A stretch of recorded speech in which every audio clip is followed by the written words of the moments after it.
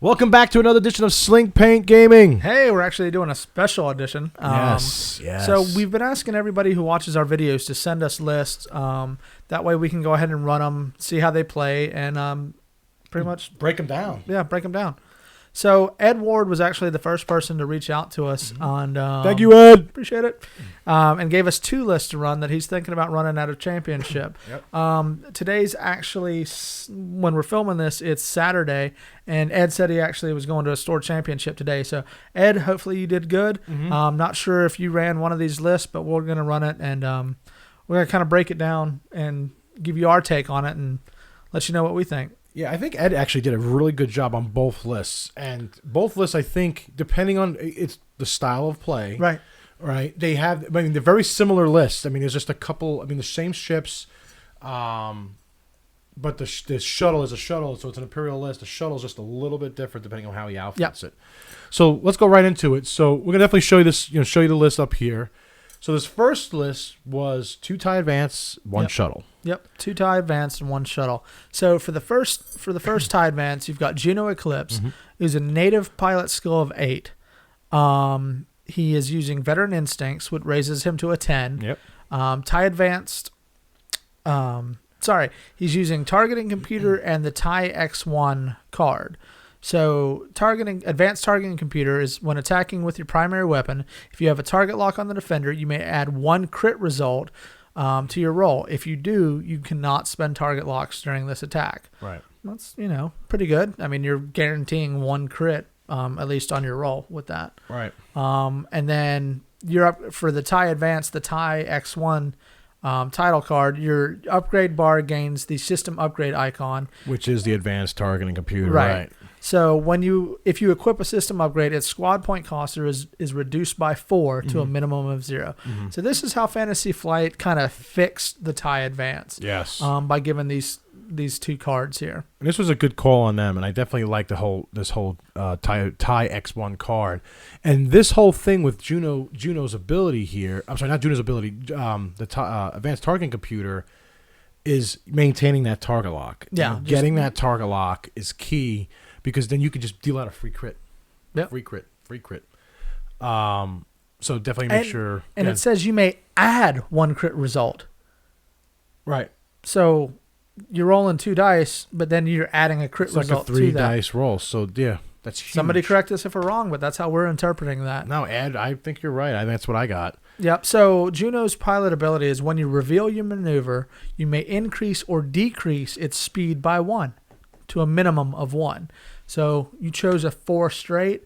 You're going to overshoot, drop it down to a 3. Right. Or, raise it up to a 5. With his pilot skill value of 10 with the Vet Instincts, that's actually huge, because that actually allows you to see what everybody else is doing and then adjust your maneuvers accordingly, which is nice. Yep. I like that. So the next TIE Advance he's got Maarek Stele. So same exact setup as Juno. Yeah.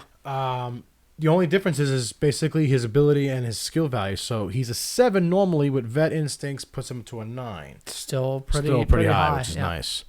And it says, when your attack deals a face-up damage card to the defender, instead draw 3 damage cards, choose 1 to deal, and discard the others. So you get to look for that direct hit. I mean, that's what you're doing there. Maarek Stele is a nasty card when you get that, which is nice. Yeah, and again, it's got the advanced targeting computer, so you're adding 1 crit. Right. And the TIE Advance, the TIE X1. And the advanced targeting computer works to Maarek Stele's ability, because if you do that face-up damage card, you want that crit. You want that double. Yeah, you want that crit hit, so you can figure out. I want to give him that card. Yeah, so that's pretty nasty. Good thinking on that one. I like this setup so far. All right, so what's he got for the shuttle? So the shuttle is just a regular Omicron group pilot. So it's a skill value 2, but he's got an important, very important crew member. Yeah, so he's running the Emperor on this one. So takes up 2 crew slots, as most of you guys out there know. But once per round, you may change a friendly ship's die result to any other die result. That die result cannot be modified again. Right. So you need an extra hit to knock somebody out, or crit to deal that choose those.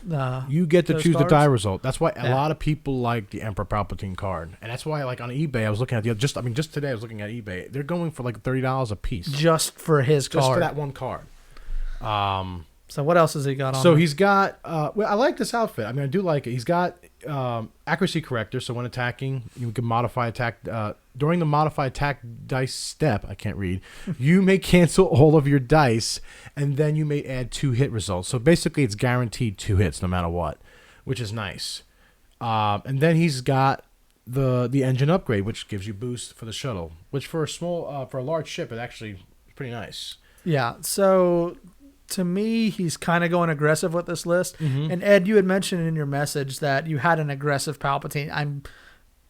This is it, obviously. So my thoughts to this is he's looking to get in there fast, get in. Oh, and he's also got the Autoblaster on here too. Yep. So your hit results cannot be canceled by defense dice. That's nasty. But the defender may cancel crit results before hit results. Yes. Even so, hit results can't, unless you've got an evade token or something, they can't be canceled. Yep.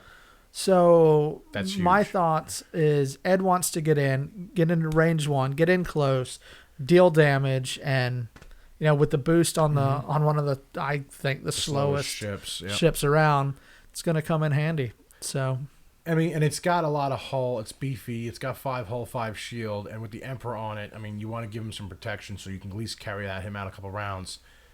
How would you go break down this list? How would you attack? Like if you were facing this list and you saw it coming at you, and you saw the cards, and you kind of figured, okay, target locks are important to the TIE advances, and then you see this hard-hitting shuttle. How would you go about attacking this thing? That's a tough one. I mean, with Maarek Steele's ability of just being able to choose those crits, plus with the card that gives him adds on a crit, it's really a tough choice between him and the shuttle. I mean, the fact that Emperor is on there and he's able to change, a die result, it kind of makes me want to lean towards that. I mean, the shuttle itself is 41 points. Right. So that's a lot. We got to think in tournament level too. So 41 points, you want to at least get down half of that thing. That's only 5 hits. Yeah, and just so everybody knows, Fantasy Flights changed the tournament rules where large ships are half. You see, if you destroy half their hit value, which is basically hull and shields, you get half of all the points of that ship, including upgrade cards on that ship. Yeah, so you'd get 20 points for taking off half of his damage. So, I mean, it really depends. Obviously, the best laid plans are until the first die is rolled, and then you know what you're talking about or what you're looking at. So, off the bat, I would probably choose the shuttle, depending on how it was flown. So, biggest thing here is I'm seeing high skill value pilots for Juno and Maarek, and one of the biggest things with that is they lay down for last. When you're first setting up the board, I would definitely run asteroids with the shuttle. Put them on a rock because this shuttle with accuracy corrector, even that's just nasty. Accuracy corrector is nasty. You're guaranteeing two hits every time. A die roll of 2 hits. I'm gonna run 3 asteroids definitely for that. For the fast pilots, what I definitely probably want to do is stick together. Now, whatever my list is, because you never know what list you're gonna be playing with, so you really can't. But if I had large base ships, I definitely would want. I normally wouldn't play asteroids, but I would probably play asteroids because I want to disrupt that shuttle. I want to shut down that shuttle. I'm going back and forth depending on how they place the ships. If he places all the ships close together, I would probably go after the shuttle. If he places the shuttle on one side, which they usually do, which is far off the end of the board, right? Because you want to get Palpatine as far away because Palpatine's ability goes anywhere on the board. Yeah. And they usually place all the other ships on the opposite side where you're lined up. If that's the case, like I said, I have no choice. I would have to go after Juno and Maarek as well. It really depends on how it gets laid out. But, I mean, because Juno and Maarek are nasty ships too, the way they got set up, especially that advanced targeting. If they get that target lock. So if you're a stress dealer, I would definitely focus your stresses on Maarek and Juno to take away the action of getting target locks. Yeah. That's probably definitely how I would play this. And I see the shuttle. If I have the ability and the shuttle's in my sights, I'm going to try to light it up. Again, get Palpatine out of the equation. Okay. Because I played against Palpatine twice already, and it's nasty. I mean, basically, it's a free whatever you want to make the dice result. It's a free. It's only once per round, but still, it's like when you need it the most. All of a sudden, you see it and it doesn't go through. You're like, really? Yeah. But all right, I'll tell you what. We're gonna go ahead and play as this list. Okay. And let's see how it runs. All right, sounds good. All right, we'll see you back here in a second. All right, bye.